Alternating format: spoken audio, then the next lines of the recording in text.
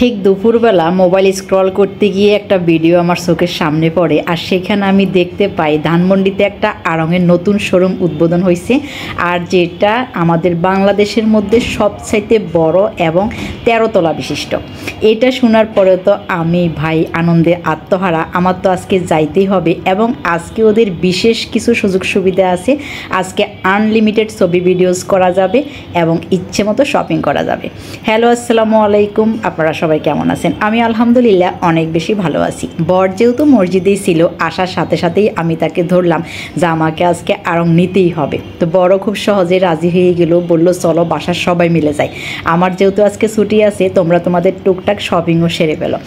আমি, পপি, নিহাল আমরা সবাই রেডি হয়ে বের হয়ে গেছি। আর এর মধ্যেই আমি শানুকে ফোন দিয়ে ফেলছি যে তুমি যদি যাও তাহলে আমার আরও বেশি ভালো লাগবে, চলো আমরা আড়ংয়ের নতুন শোরুমটা দেখে আসি। শানু তো প্রচুর এক্সাইটেড, বলে হ্যাঁ লাইজু, আমিও দুপুরবেলা এটার ভিডিও দেখছিলাম এবং তখন থেকে ভাবছিলাম যে সন্ধ্যের পরে, মানে হচ্ছে ইফতারির পরে আমি বের হয়ে যাব। যাই হোক, যেই কথা সেই কাজ, আমরা আগে পৌঁছাই গেছি আর শানু তখন পর্যন্ত রাস্তায় ছিল। আর আড়ংয়ের গেটে যাওয়ার পরে আমরা তো রীতিমতো অবাক হয়ে গিয়েছি। এটার ভিতরে কি ঢোকা আদৌ সম্ভব? ভাবতেছিলাম বাইরে দাঁড়িয়ে কিছুক্ষণ, কোনো মতে কষ্ট করে আমি আর বর ভিতরে চলে গেছি, আর নিহা, পপি তখনও বাইরে ছিল। এক পর্যায়ে আমি ওদেরকে ফোন দিই আর বলি যে আজকে আমার কাছে খুবই ভয় লাগতেছে, এত বেশি মানুষ আর এত মানুষের ভিড়, কোনো কিছু তো কেনা সম্ভবই না। বাট আমার কাছে মনে হয় এটা খুব বেশি রিস্কি হয়ে যায়। তোদের আর আসার দরকার নাই, তোরা বাইরে ঘোরাঘুরি কর, আমরা একটু পরেই বের হয়ে যাব। তারপর আমি 1 ফ্লোর 2 ফ্লোর করে একটু উপরে আগাতে থাকি, আর দেখি যে তাগাতে একটু রিল্যাক্স আছে, একটু ভিড় কম মনে হচ্ছে আমার। নিহা যেহেতু তাগার ড্রেস কিনবে, তখন আমি পপিকে আবার ফোন দিই, তোরা কোনো মতে কষ্ট করে তাগাতে চলে আয়, এখানে একটু ভিড় কম আছে, তাহলে নিহার ড্রেসগুলো কিনে ফেলি।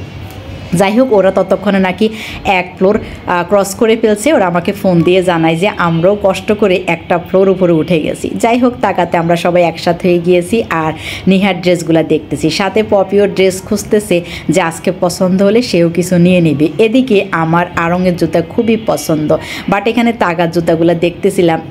এটা যেহেতু নতুন শোরুম, এখানে আসলে কোন সাইডে কি আছে এগুলা কোনো কিছুই আমার জানা না। আমি বরকে বারবার বলতেছিলাম যে আমি এখান থেকে কোনো কিছুই কিনবো না, আমি এখানের আগা মাথা কিচ্ছু বুঝি না। আমি চলে যাব লালমাটিয়া আড়ং, যেখানে হাত দিলে আমি বুঝতে পারি, পা দিলে আমি টের পাই যে কোন জিনিস কোন জায়গায় আছে। তবে ধানমন্ডির এই শোরুমটা সম্পূর্ণ ব্যতিক্রম এবং এত সুন্দর, এত বড়, বিশাল, বিস্তৃত, ডেকোরেশন এত সুন্দর যে মাথা পুরা ঘুরে যাবে।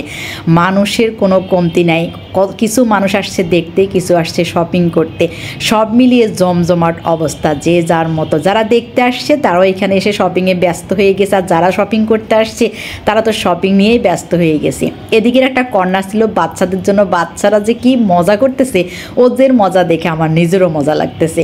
যাই হোক, আমি এই ফাঁকে বাচ্চাদের ফ্লোরে চলে আসছে, আর সেখান থেকে নিহালের জন্য শপিং সেরে ফেলছে। নিহাল খুব শর্ট টাইমে শপিং করে ফেলছে। ছেলে মানুষ মনে হয় এরকমই হয়, এত কম সময়েও শপিংগুলো দেখে আমারও খুব খুশি লাগছে।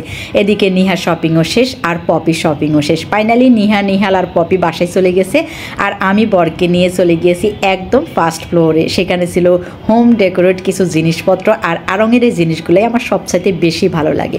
তো এইখানে আমি মেনলি গিয়েছিলাম যে আমার একটা 2 সিট সোফার জন্য বিশাল বড় সাইজের 2টা কুশন নেব, সাথে কুশন কাভার নেব। বাট এখানে ওদের হচ্ছে কুশন এবং কুশন কাভার কোনোটাই অ্যাভেলেবেল ছিল না। তো আমি এখানে কিছু পছন্দ করলাম, আর ভাবলাম যে আমি পরবর্তীতে লালমাটিয়া আড়ং গিয়ে ওগুলা শপিং শেষ করব। যাই হোক, ফাইনালি আমরা বের হয়ে গিয়েছি, আর এটা ছিল বের হওয়ার রোডটা।